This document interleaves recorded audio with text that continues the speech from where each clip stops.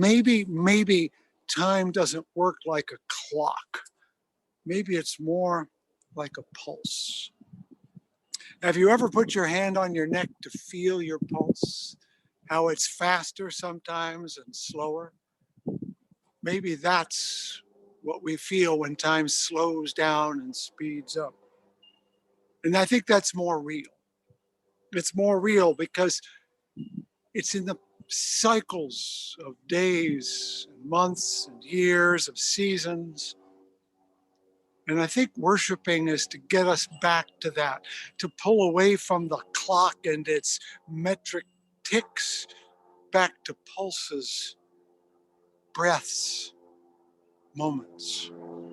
That's why we're here, to appreciate the beauty of the moment, to say goodbye to the one that's fleeting, to welcome the one that's arriving, each its own pulse of blood and life and hope. I'm Fred Wooden. I am your interim minister here at Valley Unitarian Universalist congregation, and it is time for us to worship together. And we gather ourselves first by lighting our chalice, and Mary Rothschild will do that for us now. Please bring your chalice close if you have one, and join me in saying our chalice lighting words, which should be on the screen shortly. I can't see it.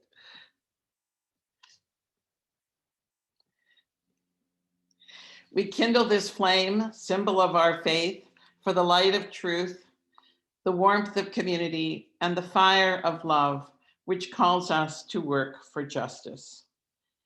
Now, Haley, our faith formation assistant, will do our announcements and time for all ages. So please bring your kids to the screen for her story. Thank you. Good morning, everyone. Thank you, Mary. As she introduced me, I am Haley Wynn, the Faith Formation Assistant here at Valley Unitarian Universalist Congregation. Also, like Mary mentioned, if you could have your kids join you in front of the device today, I will read a few announcements during the meantime. Today's Pastoral Care Associate this week rather, is Joyce Donahue.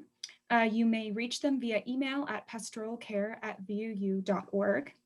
You can send a private Zoom chat by clicking their name in the message window, but please remember that the chat is restricted during the prayer and meditation and the sermon, so please feel to post/chat your joys and concerns before or after those parts of the service. Also, everybody, happy Lunar New Year. The Year of the Ox started on February 12th. And just to mention a few meetings that are going on this week, this Thursday, February 18th, from 8 to 9:30 a.m., the Green Sanctuary Garden will meet in the garden. Also this Thursday night, the Page Turner Book Club will meet. And then this Friday, February 19th at 10 a.m., the Food for Life meeting will also be meeting. You can check your happenings email for details and links regarding these meetings. And the happenings announcement was sent February 12th, just to let everybody know. After the worship service today, you will be given the option to join a breakout room. Today's prompt is name something from another religion that resonates with you. And if you are new to VUU, you may choose to decline the breakout room chat and just stay in the large group with Reverend Wooden. And finally, for the Time for All Ages video, this week's book is the lyrics from Lift Every Voice and Sing.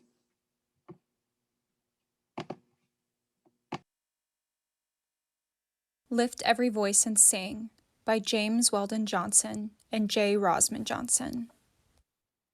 Lift every voice and sing, till earth and heaven ring, ring with the harmonies of liberty. Let our rejoicing rise, high as the listening skies, let it resound loud as the rolling sea. Sing a song full of the faith that the dark past has taught us. Sing a song full of the hope that the present has brought us. Facing the rising sun of our new day begun, let us march on till victory is won. Stony the road we trod, bitter the chastening rod, felt in the days when hope unborn had died. Yet with a steady beat have not our weary feet come to the place for which our fathers sighed. We have come over a way with tears has been watered. We have come treading our path through the blood of the slaughtered. Out from the gloomy past, till now we stand at last, where the white gleam of our bright star is cast. God of our weary years, God of our silent tears, Thou who hast brought us thus far on the way. Thou who has by thy might led us into the light, keep us forever in the path, we pray. Lest our feet stray from the places, our God, where we met thee, lest our hearts drunk with the wine of the world we forget thee. Shadowed beneath thy hand, may we forever stand, true to our God, true to our native land.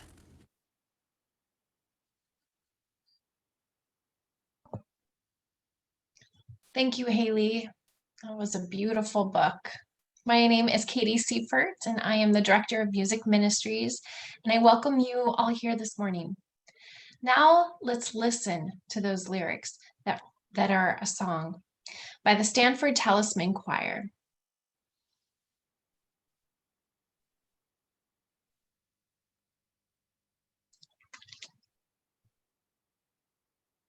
Civil rights activist James Weldon Johnson wrote Lift Their Voice and Sing as a poem, which was set to music by his brother John Roseman Johnson in 1899. The song is now known as the Black National Anthem in America. It is a protest, a hymn, and a prayer of profound significance for our people. We lift every voice and sing to express ourselves. We lift every voice to show that we have strength in numbers and we will not be silent. We lift every voice and sing to be lifted, liberated, and free. Freedom, the power to determine action without restraint. Freedom, the absence of or release from ties, obligations, or restrictions. Freedom, the ease or facility of movement or action. Freedom, frankness or boldness in manner or speech. Freedom, a political right.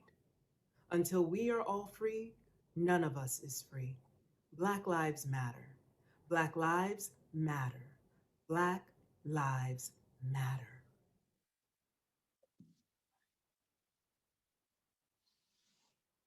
Lift every voice and sing till earth and heaven ring. Ring with the harmonies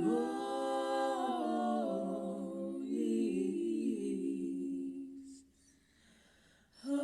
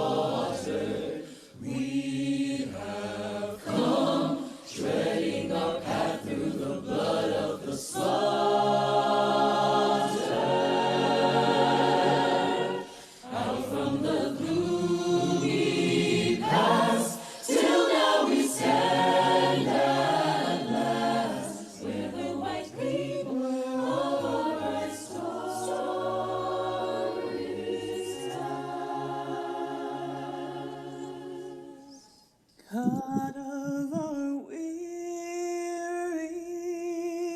ears, God of our silent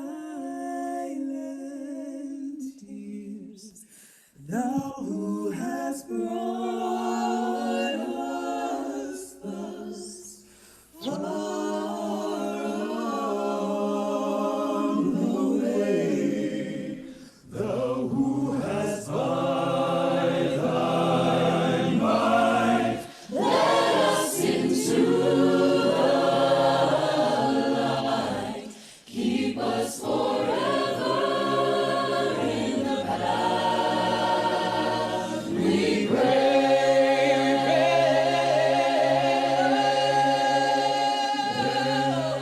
Oh, let's not be faithful, God, where we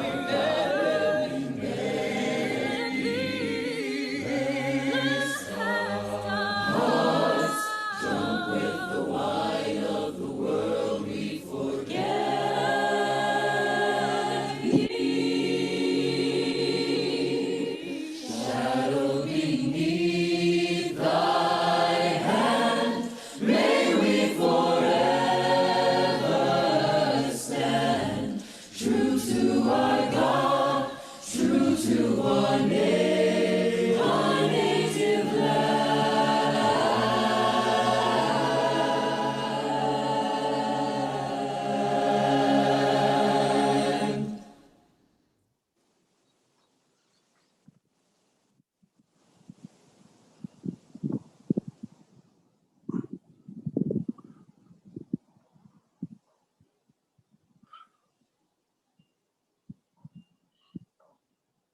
Good morning, friends, and welcome to Valley Unitarian Universalist Congregation on Zoom this beautiful windy morning. Whoever you are, however you define yourself, and wherever you are on your spiritual journey, you are welcome here. If you are new to VUU, we invite you to stay after the service to meet with Reverend Wooden and some members of our congregation to answer questions you may have about Unitarian Universalism more generally, or VUU more specifically. And that allows us to meet you too. Following the service today, there will be other breakout rooms for the rest of us to attend. And personally, I find it heartening to be able to talk to some of you about our lives in this bizarre time of COVID. I miss being with you all in the sanctuary. But I am eternally grateful that technology, especially Zoom, lets us see each other virtually and be together, even as we are paradoxically actually apart. Even though what we call the holidays are behind us, this coming week has a veritable cornucopia of holidays. Friday launched the Lunar New Year, which is celebrated for at least a week all over the world. Today is Valentine's Day, with any luck, full of chocolate and roses. Tomorrow is my own special holiday, Susan B. Anthony's birthday, and this year it is also President's Day. Tuesday is Mardi Gras, or Greasy Tuesday, followed immediately by Ash Wednesday, the beginning of Lent, the Christian preparation of 40 days and 40 nights leading up to the most important holy day of the Christian calendar, Easter. Do I celebrate these holidays? Sure. I'll eat my fill of pot stickers and noodles to celebrate Chinese New Year this whole week, though because of COVID, I'm not going to be able to cook my usual 15-dish celebration for VUU guests. And I'm always up for both flowers and chocolate, so that's a check for Valentine's Day. President's Day was a holiday from teaching when I was at ASU, but now as a retired person, it doesn't have much registry for me. However, in honor of our wonderful Unitarian feminist foremother, Susan B. Anthony, for more than 4 decades, I have tried to do something on her birthday to honor her daring and commitment to change that I have never done before because of gender roles. The first year I did this, to my husband's amazement and delight, I mowed our lawn with a power mower, something my father would never have even let me touch as a girl, though my brothers regularly had to mow the lawn with the same mower. After that first year, I also challenged my students annually to think of something they had never done before because of their gender roles, and then try to do it. Over the years, I found, somewhat to my surprise, that gender roles differ incredibly person to person and family to family. And that in itself became truly fascinating. I had women students do so many different things, including, just for a tiny sample, climbing mountains, painting their rooms, refereeing basketball games, running a marathon, learning to scuba dive, and skydiving, which I'll freely admit was way more than I wanted to inspire. One year, a young man in my women's history class who had never done anything culinary before, beyond making a sandwich, checked out a cookbook from the library and made a Grand Marnier souffle. He was absolutely delighted to find, as he told the class, that all he really needed to do was carefully follow the directions. I will admit, however, now, decades into celebrating Susan B. Anthony's birthday, I simply do something lovely for myself on February the 15th, which this year will be lunch outside with an old friend who was one of my doctoral students and who's now also retired. You know you're old when your students retire. For Mardi Gras, I usually try to eat pancakes with a friend at US Egg, as that is the Greasy Tuesday tradition. But this year, COVID is halting that too. And for Lent, at least when I was a girl, I would try to give something up that would make me think about the 40 days and 40 nights leading up to the glorious celebration of Easter, replete with both the story of Jesus's resurrection and the Easter Bunny, which actually was always a bit confusing to me as a kid. I suspect I'm one of the relatively few UUs who does celebrate Lent, but recently I've taken a different tack, suggested by a friend who is an Episcopalian, of consciously adding something every day that I would not necessarily have done. A kindness, a reaching out to someone who is hurting or in need. A mitzvah, if you like, drawing on both the Christian tradition of loving your neighbor and the Jewish tradition of tikkun olam, healing the world with kindness and good deeds. Embodying also our mission here at VUU, that love is our doctrine, service is our prayer, and justice is our calling. Of course, I hope in some real way I do something good or kind most days, and that I don't wait for Lent to do 40 good things and then forget about it for the rest of the year. But I found that the notion of addition, doing something good or kind quite intentionally, instead of subtraction, giving something up, my old Lenten tradition, feels more positive, more useful, and more in tune with our Unitarian Universalist message of love universal and the importance of service. If you'd like to celebrate any of these holidays right here before us this week and add a new tradition to your life, I recommend challenging yourself to do something you've never done before because of your own internally accepted gender roles. And I also recommend the addition of a thoughtful kindness each day of Lent. For me, it has been a good experience to be intentional in that way. Today, Reverend Wooden is starting a series of sermons based on James Weldon Johnson's set of African-American sermons in verse called God's Trombones, which he published in 1927 at the height of the Harlem Renaissance. We just heard the Stanford Talisman's amazing rendition of Lift Every Voice and Sing, another of his poems set to music by his talented musician brother, J. Rosamond Johnson. What a family. And I'm really so looking forward to Reverend Wooden's series on the religious vision in God's Trombones and what it can mean for us Unitarian Universalists. So now let us settle into our service, remembering always that you are welcome here.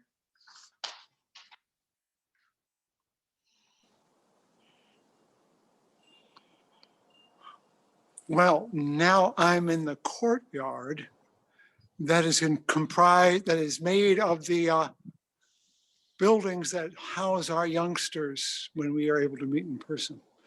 This is not a building we built, but it is one that we own now. And every one of these rooms is named for a Unitarian Universalist ancestor. The song, Lift Every Voice, is about ancestors. And our offering today is a reminder that our ancestors in this community are who make it possible for us to be here. Ancient ones whose names are on various windows and doors, and our own. So now I'd like you to see a little video I recorded over a week ago about our time when we were new and I wasn't even here, about your ancestors and why this still matters today. Blake, could you do that for me?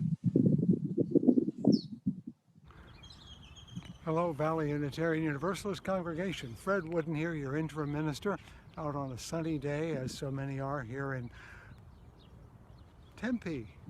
I'm not in Chandler, I'm in Tempe, and I'm standing in front of, and you can see behind me, your first permanent home when you were Valley Unitarian Universalist Church. You came here in 1967, and you moved into what used to be a home and made it into a sanctuary, which exists in some ways even today because there's still a large parking lot that attaches to it. You can see it right there. It's wonderful to be able to visit your past in its physical sense of the word. I have enjoyed going off to the Valley Pizza Parlor last week, and this place is not that far from it. We're still within a good stone's throw of the Arizona State University campus. But here is where you purchased a building. You moved in, you shared it for a time with some Seventh-day Adventists. You expanded, you enlarged. And yes, there is still a gravel parking lot. Debbie Dinius, it is still gravel. And yes, Joanne Smith, weeds still grow in it. So, in many respects, who you were remains still present today. I had a wonderful conversation by email with Jeremy Brigham, who was one of your clergy during this period. And he remembers how unattractive the building was and how awkward and how you had to make changes to it in order to make it really better for you. And how at that time the congregation was a real turnstile operation. People came and went very rapidly, children and adults. And when he left, he knew it was because you needed to move on and get a bigger building, and that it was easier for you to do that if you didn't have to pay a salary to a minister. That's a lot of service, to move on, to make room for your future. That's my job, to move on, to make room for your future. In a sense, that's what we all do. But my point here is that we are always thinking about tomorrow's congregation as well as our own. And even in this building, with all of its limitations, there was still a vision that was larger than the building and the people themselves. And that's the key, to find a vision larger than yourselves. If you can do that, then you have a future that others will want to join. We'll be starting the next stage of our transition process pretty soon. And part of that is to lead you toward that sense of who you are going to be, without defining it, but opening those doors. I can also tell you that right now we're still in the middle of our stewardship campaign for the year.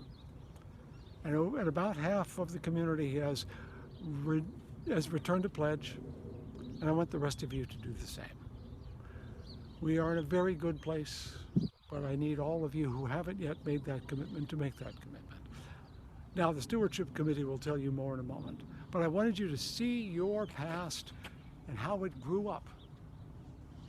That it went from a pizza parlor to a home with a parking lot to your own building that you built, which I'll visit next week, to your current building, which has room for years and years of growth. I'm Fred Wooden, your interim minister, and I'm glad you could be here today. And I'll see you in church next week from Warner Road.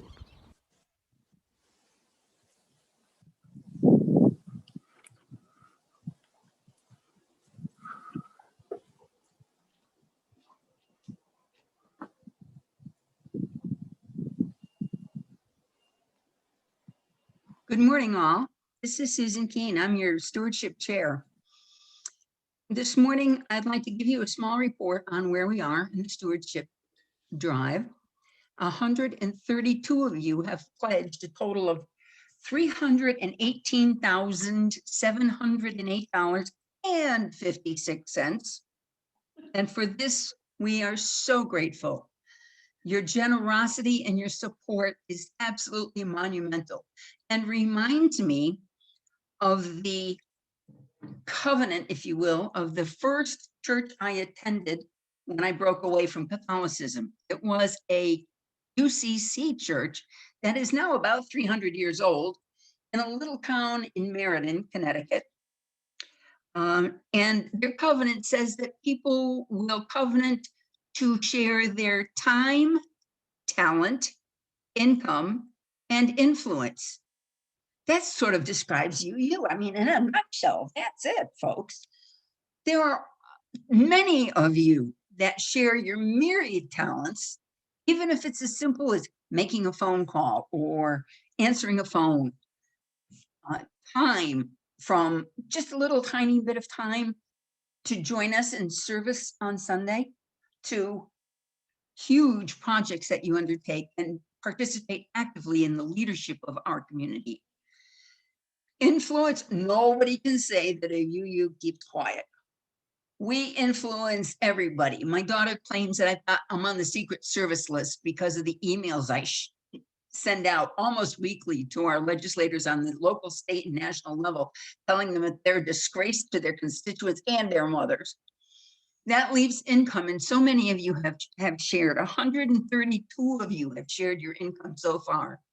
There are about 70, give or take, that have yet to respond. Now, I've been thinking about this, and I think it might be because you're in a 2-person or 3-person household where one thinks the other one has done it, and that person thinks the other one has done it, so nobody has done it. I'd like you to take a minute to communicate with your partners and find out if that pledge has been sent and to send it. And if you don't happen to have a partner in your home, just check, because no matter how little, no matter how much, you know, from the smallest pledge to I won the lottery and here's $1 gazillion, your generosity is appreciated. Beginning a week from tomorrow, the 22nd and the 23rd, the stewardship team and friends are going to begin telephoning those who have not yet pledged to ask, gee, how are you doing? You know, is there something going on that we should know about? And by the way, could we urge you to pledge? Could we ask for your support? Do you need help making your pledge? Can we enter it for you? These are the kinds of questions that our stewardship team and friends will be asking those of you who have not pledged. So if you don't want to hear from us, pledge this week. If you want to hear from us, put it off for another week. And granted, at least one of us will call you at least once and maybe several times. So from $318,700 to $500,000, it's a leap, but we can do that leap. We've done it before and we can do it again. See you next week.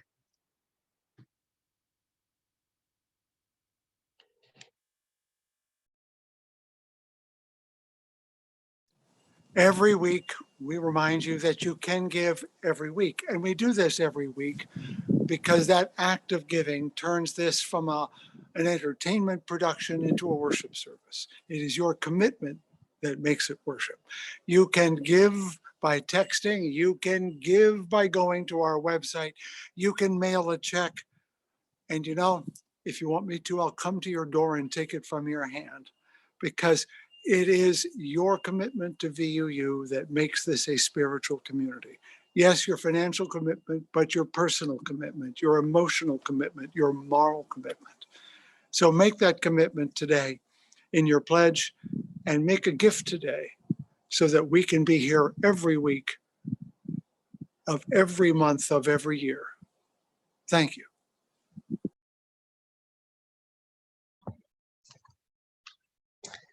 Now we move into a time of centering. I invite you to close your eyes and acknowledge first the space that you are in. Acknowledge the chair or the ground that is holding you. And feel that breath. As you breathe in and breathe out. The breath that moves without you thinking. The breath that connects us to the spirit of life when we are conscious of it.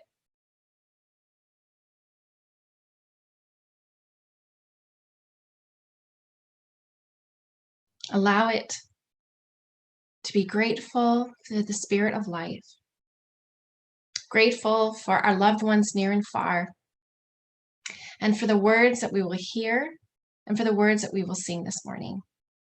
Let's sing together Spirit of Life, number 123 in the Gray Hymnal, led by George Washington University's choir, the GW Vibes.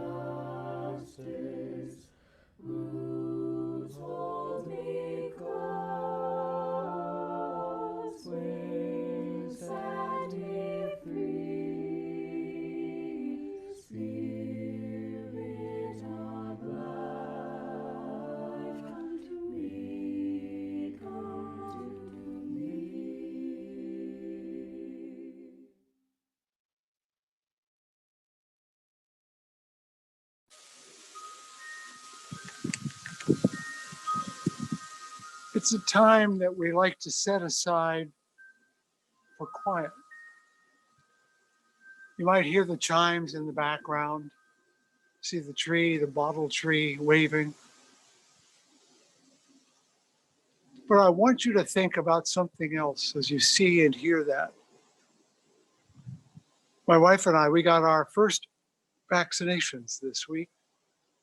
Our first shots, as we used to call them as kids. Did you get a shot? I got a shot. It hurt, but it was also the first shot of hope I have felt in a long time. And if my comfort for a moment was distressed and my arm was sore for a day, it's okay. Because my personal comfort for a day or two is small compared to the good it will do. Sometimes the road to hope is harder than the road to despair, because it means we have to believe something better is going to happen, even when the evidence is scant. I'm standing in the memorial garden behind our administration building, a place created not only to remember those who have gone before, but to remember their hope for the place that they served, that even as their lives came to an end, they still believed the future was worth believing in. So I'm asking you to take comfort from those who are on the road to hope, your own and others, that though the path is steep and the length of the trail is not known, we can nonetheless move forward toward a time when we will be together, eye to eye and arm to arm. and we will live in a community that cares with our bodies as well as our minds. That the sound of the chimes and the wind in the trees will not be broadcast over Wi-Fi, but will be heard in our actual ears side by side. It's a tough road, but it's worth climbing. Katie?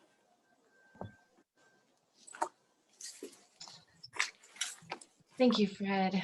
Yes, in lieu of Valentine's today, let's take a moment and think of those that we call our loved ones. Whether that's someone in the room with you now or someone far, perhaps someone past, someone that is your partner, a child, your parent, a sibling, or a dear friend. Valentine's is about honoring and cherishing and celebrating our loved ones and the comfort that they bring us.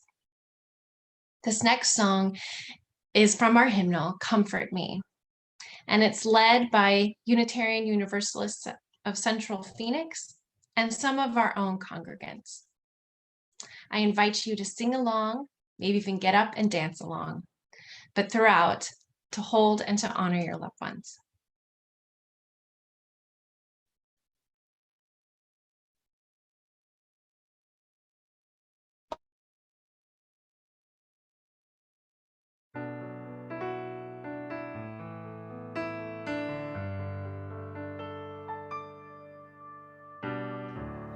Comfort me, comfort me, comfort me,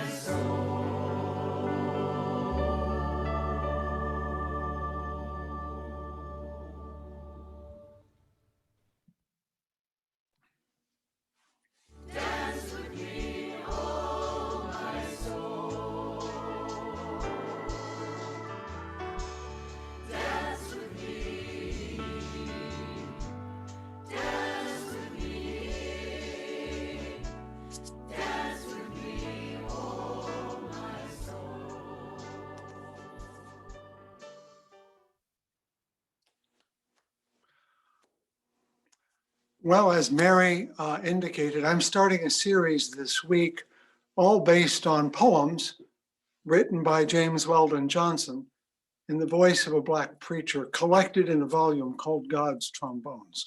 And I want you to hear the first one, read by James Weldon Johnson himself, recorded many years ago. And I'm going to ask Blake to get that up and going. The creation is from my volume, God's Trombones, read at Columbia University, December 24th, 1935. James Weldon Johnson. And God stepped out on space, and he looked around and said, I'm lonely.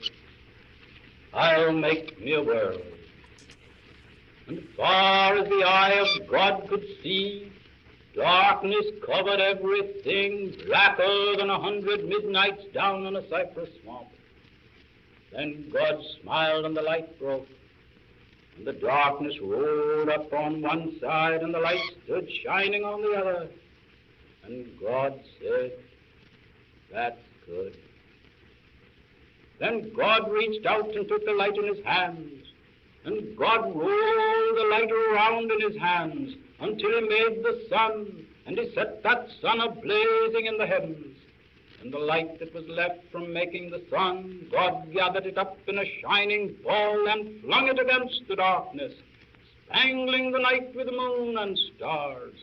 Then down between the darkness and the light he hurled the world. And God said, that's good. Then God himself stepped down, and the sun was on his right hand, the moon was on his left, the stars were clustered about his head, and the earth was under his feet. And God walked, and where he trod, his footsteps hollowed the valleys out and bulged the mountains up. Then he stopped and looked and saw that the earth was hot and barren. So God stepped over to the edge of the world, and he spat out the 7 seas. He batted his eyes, and the lightnings flashed. He clapped his hands, and the thunders rolled, and the waters above the earth came down. The cooling waters came down. Then the green grass sprouted, and the little red flowers blossomed. The pine tree pointed his finger to the sky, and the oak spread out his arms. And the lakes cuddled down in the hollows of the ground, and the rivers ran down to the sea. Then God smiled again, and the rainbow appeared and curled itself around his shoulder. Then God raised his arm, and he waved his hand over the sea and over the land, and he said, bring forth, and quicker than God could drop his hand, fishes and fowls and beasts and birds swam the rivers and the seas, roamed the forests and the woods, and split the air with their wings. And God said, that's good. Then God walked around, and God looked around on all that he had made. He looked at his sun, and he looked at his moon, and he looked at his little stars. He looked on his world with all its living things. And God said, I'm lonely still. Then God sat down on the side of a hill where he could think. By a deep, wide river he sat down. With his head in his hands, God thought and thought, till he thought, I'll make me a man. Up from the bed of the river, God scooped the clay, and by the bank of the river he kneeled him down. And there the great God Almighty, who lit the sun and fixed it in the sky, who flung the stars to the most far corner of the night, who rounded the earth in the middle of his hand, this great God, like a mammy bending over her baby, kneeled down in the dust, toiling over a lump of clay, till he shaped it in his own image.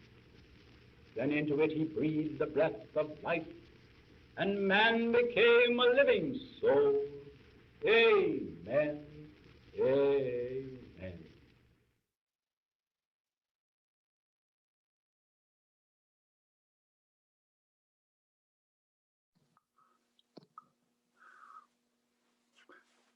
You'll hear a number of voices in the next few weeks reading those poems, but it's good to hear his voice.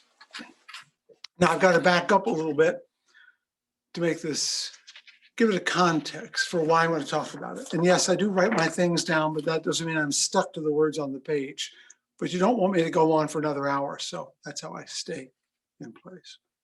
Now, the first thing I want to tell you is that churches choose ministers for odd reasons. They may not even know the reason themselves, but I am quite positive that the first church that chose me to be their minister wanted a trombone player. My predecessor played the trombone in the town band. It was a little town, it was a little band, they needed a trombone. And surely one of these potential ministers could play the trombone as well as deliver a sermon, and I was that fellow. Now, it probably was more of a happy coincidence, but these coincidences are what make the warp and woof of life, the unexpected, unknown, and fortuitous experiences. What makes one person a great friend and another person a mere acquaintance? We don't know, but it's the happy coincidences that unfold into a friendship. Something unexpected strikes you like a bell. You resonate with recognition. That church in Massachusetts resonated to my playing the trombone, and that's why I got the job. I'm sure there was a resonance I heard when I met my wife for the first time. Long ago, as a young minister, I was reading a book on preaching, and the author was a fellow named Henry Mitchell. He was a Black man, and who mentioned a book of poetry, God's Trombone, 7 Negro sermons in verse. There's the cover. I went out and got it because I was intrigued. As a trombone player, the title resonated with me. Then I saw the man's name, James Weldon Johnson. Weldon is my first name. I almost never, ever see it. But there it was on the book about a trombone player talking about a preacher. Well, you don't get much more resonance than that. I had to read this book. I have 3 messages to share with you today. The first is listen for the resonance. This universe is one fabric, and that means anything over here can resonate with something over there. The search for the meaning of life begins with resonance. And not just individuals, whole groups can resonate as well, especially religions. They are, after all, communities that were formed of people who felt a resonance about something. We share a resonance, for example, we Unitarian Universalists share a resonance with the idea of liberty, of freedom, freedom of conscience, freedom of belief. We champion that. That's the thing that draws people in, that you're free to make up your own mind, to choose your own beliefs. The free spirit, the church of the free spirit. That's different from so many other religious communities. That also resonates with the love of liberty in the African American religious tradition. Though their Christianity was imposed by their enslavers, they nonetheless found out stories like Exodus, Moses. They found out from Paul that in Christ there is neither slave nor free. The civil rights movement grew out of the church communities around them because that was the institutional expression of their long road to freedom, to borrow from Nelson Mandela. There, you'll be seeing this coming up on PBS this week. I am so looking forward to watching this story of the Black church. I hope you take time to watch it as well. So therefore, the Black church resonates with freedom in ways of its own, similar to us, but different too. Which brings me to my second point. Listen also for the dissonance, the difference as well as the similarity. The real excitement comes, the real learning comes when we go beyond the similarity and discover the difference. Resonance is the open door. Dissonance is what lies beyond the door. When we say freedom, it means liberty to be yourself, an individual, to be distinct. Black faith in that tradition speaks of freedom from danger, oppression, and racism. One is about individuality, the other one is about community. Both are true, and neither are complete by themselves. Indeed, there cannot be one without the other. That's why we need dissonance, even more than resonance. Through the doorway of the resonance, we find out what we don't know, what we haven't explored, what we need to learn. That's why dissonance is important, because we only learn what differs from what we already know. And I have found three forms of dissonance for us. One is this different notion of freedom.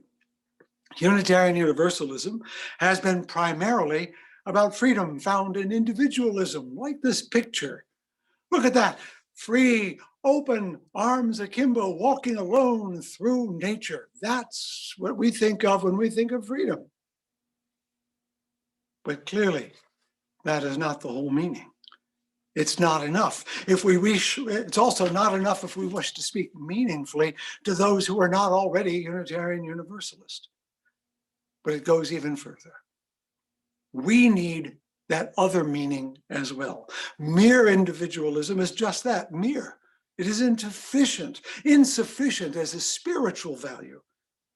The same Professor Mitchell, whose book informed me of James Weldon Johnson's book, puts it this way, and here I'm quoting: "The human predicament is universal, but what grew, yea, burned in the hearts of American slaves and freed many of them, will work in America's affluent suburbs as well." He is saying that the other tradition of freedom, born among the enslaved peoples of the Americas, has something to preach to us, something we can learn, something we need to learn. And that's the second form of dissonance. If we need to speak of freedom in new ways so we can be heard, we need to hear it in new ways so we can learn. Our future as liberal religionists may utterly depend on our willingness to learn from new voices, including the African American religious experience.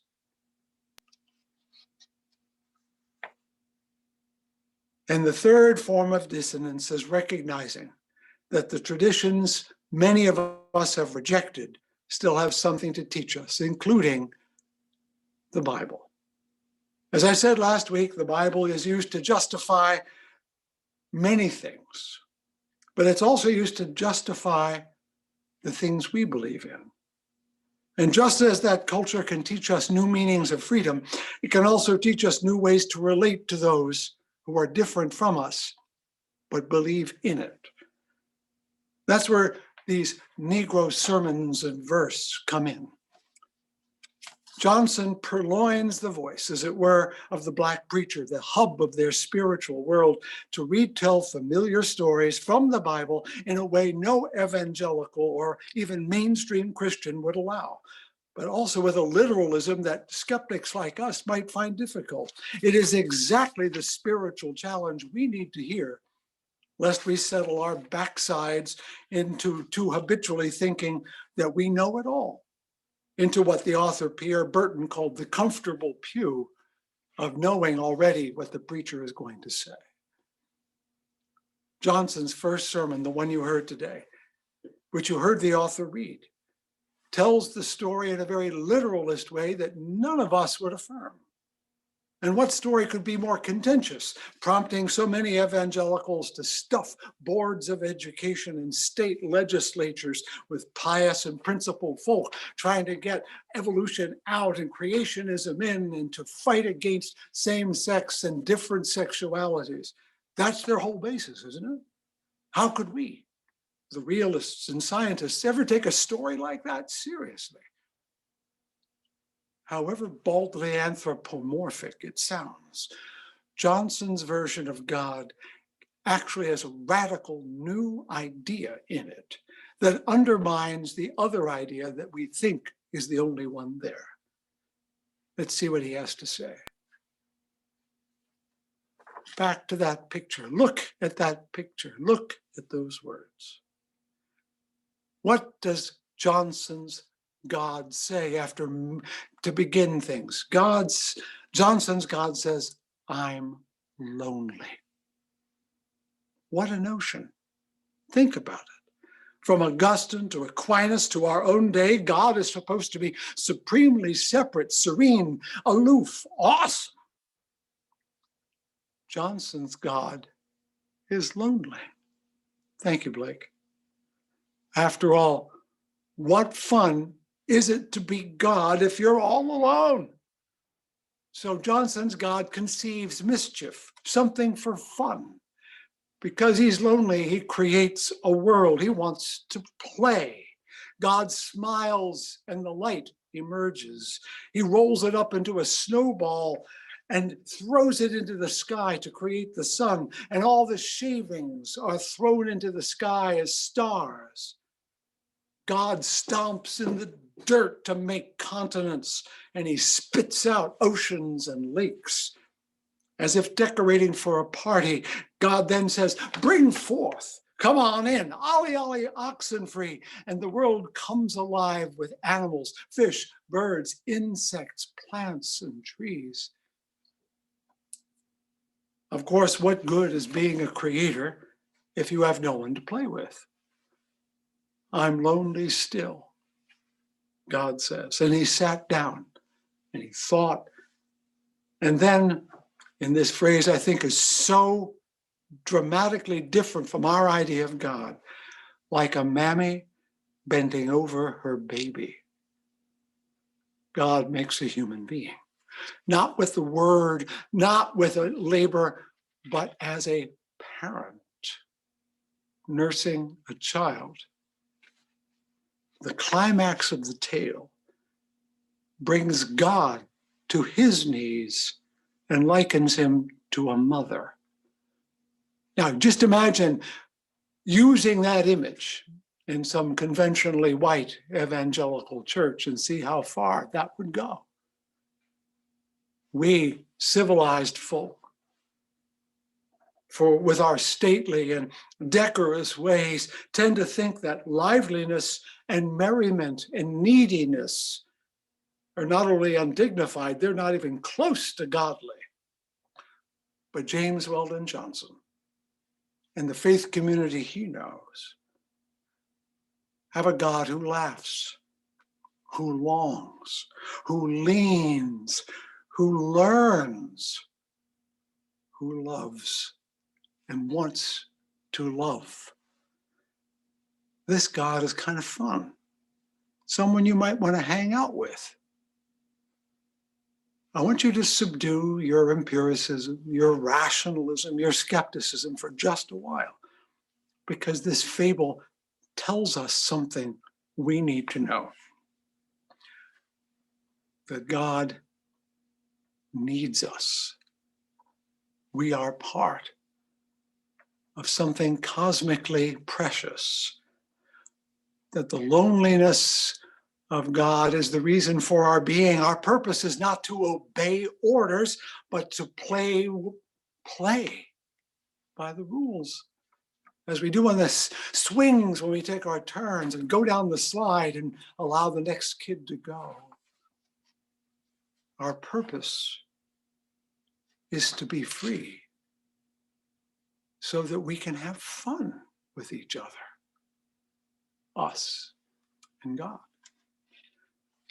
True, the Bible does speak of God as a father and we as children, but only in this version of creation does God actually act like a dad, laughing, playing, caring, and presumably is delighted with our discovering our freedom as human parents. I'm looking at all of you younger parents out there, and the most fun part of being a parent is watching your child explore, discover, take delight in the world. How much more fun is it than watching your child learn and become strong and capable? Well, what if that's why we exist? What if the universe wants us to be here so we can delight the universe with our freedom and our growth and our learning? Let that sink in. Let it sink in that perhaps we exist to delight the universe. What would it mean if we knew we were loved just because we existed? And I want you to consider the moral implications of this. Our liberty, our precious individuality, that which we prize so much, so deeply as religious liberals, is not something we have by moral right. It's because we were loved. We are not loved because we are free. We are free because we are loved. That's a difference. And that brings me to today, because today is Valentine's Day, the day celebrating love, right? Now, next year, I'll take you on the journey of love, which, believe me, is not as much fun as it sounds. But right now, I want you to notice that for James Weldon Johnson and the community he articulates, God's love is the reason for their being, their dignity, their liberty. While society was saying that people of African ancestry were less, low, inadequate, insufficient, not worthy of love, they were telling each other, no, the God that I met in the Bible loves me, loves us into being, loves us into freedom. 10 years ago, the Unitarian Universalist Association ushered in a program called Standing on the Side of Love. It was pointed primarily at the LGBTQ community, but we've taken it further and realized that if we don't stand on the side of love when it comes to people of different racial communities, we are stopping short of truly standing on the side of love. If we love, how can we not stand for those who are not loved by others? And if we do not stand for those who are not loved, how can we claim to stand for justice at all? For Johnson and his community, it is we humans who have erased, debased, and demeaned, not God. And of course, African Americans have endured more affliction as a people than any other group, save perhaps the native peoples on this continent. And yet they still believe that they are loved, that God wanted them to be because God loved them into being. They could have focused on a God who got even, who brought vengeance, who righted all the wrongs by subordinating those who hated them and lifting up those who had fallen. They could have emphasized injustice and justifiably lifted up bitterness and sorrow as a reason to resist. But instead, they resist not to get even, but to claim their rights as loved creatures, loved by the same God that others worship. Their doctrines perhaps are not ours, meaning Unitarian Universalist, but their hopes are exactly ours. Reason, our great claim to fame, demands that we explore that part of freedom that does not resonate, but challenges us to move beyond who we are.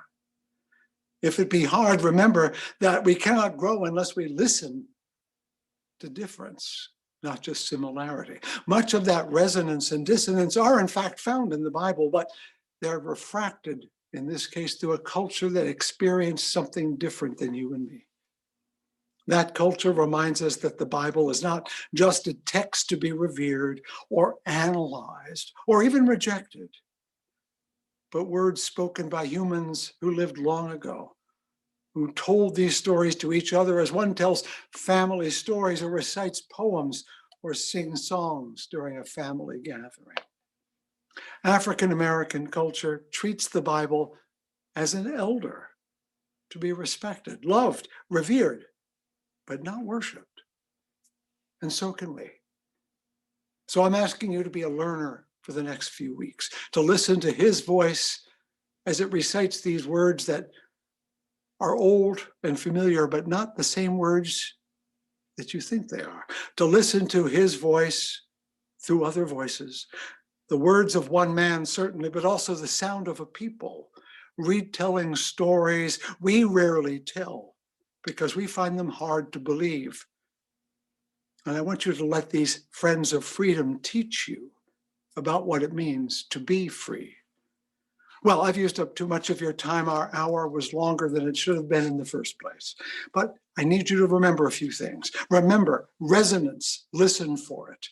It is the siren that calls you to a truth you need to learn. Dissonance, go past the resonance to the thing you don't like and you don't know, and listen to it even longer. And remember, therefore, that freedom is more than what I have and what you have. It is what we have, that we have much to learn about it. And there's one more thing, perhaps the most important thing. Remember that it's just possible that there might be a God who was lonely and needed someone to love. Thank you for your time, for your patience. And I now ask Katie to gather us toward our final hymn. Thank you, Fred. Let's now sing together. Now let us sing. Number 368 in our gray hymnal.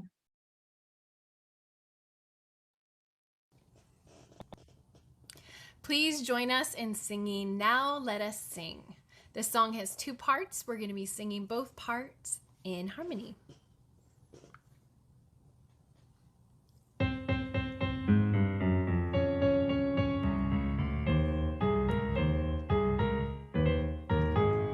Now let us sing. Sing to the power of the faith within. Sing, now let us sing. Sing to the power of the faith within. Sing, lift up your voice. Lift up your voice. Be not afraid. Be not afraid. Now let us sing to the power of the faith within.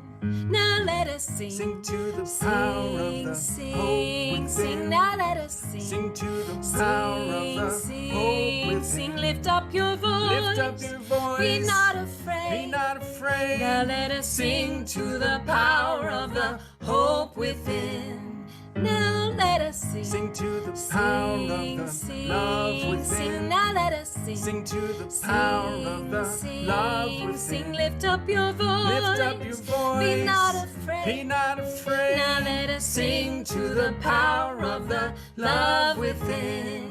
Now let us sing. Sing to the power of the joy within. Sing, now let us sing. Sing to the power of the joy within. Sing, lift up your voice. Lift up your voice. Be not afraid. Be not afraid. Now let us sing to the power of the joy within.